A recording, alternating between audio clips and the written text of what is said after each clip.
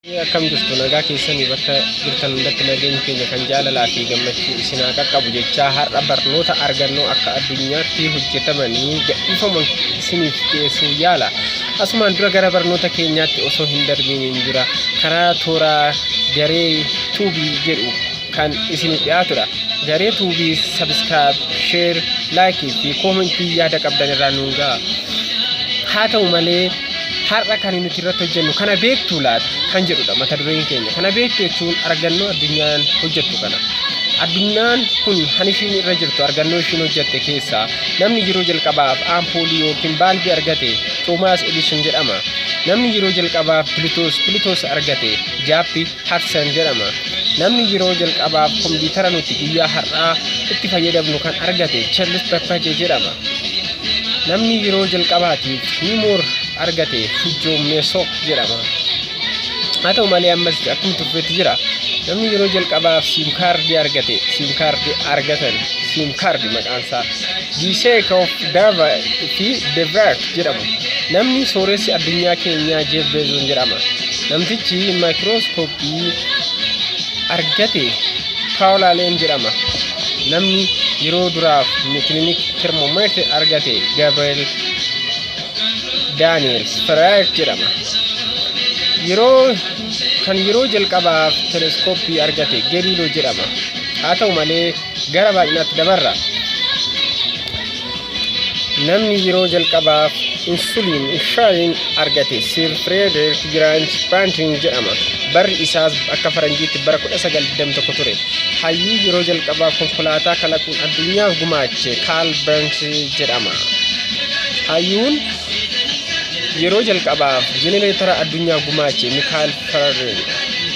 Raadiyoo yeroo jalqabaaf kan kalaqe Maarkoon jedhama. Lammii biyya Xaaliyaanii ture.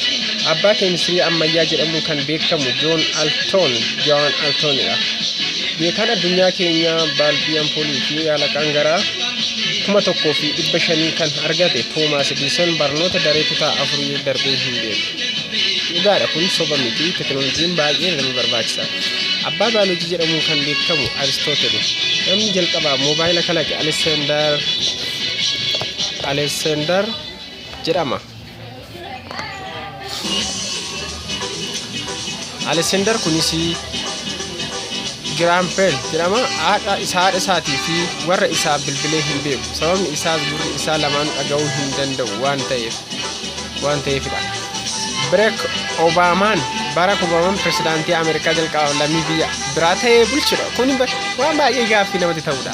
Namni teelegiraamii nuti har'a ittiin fayyadamnu kana hojjete lammii biyya Ruushiyaa waggaa 33 kan ta'e Pavel Durov jedhama. Barri isaa akka faranjiitti bara 2013 ture. Namni yeroo duraaf CPU argate Ferguson jedhama. Namni yeroo duraatiif laaptooppii argate Epson jedhama. Pilaatiinonni kan argaman nama Kaplan jedhamudha. Namni yeroo duraaf maawus kompiitara argate Douglas Engelbart jedhama. Atomic boombii namni yeroo jalqabaaf argate George Robert Oppenheimer jedhama. Biyya Ameerikaa yeroo jalqabaaf kan argate Christopher Columbus jedhama.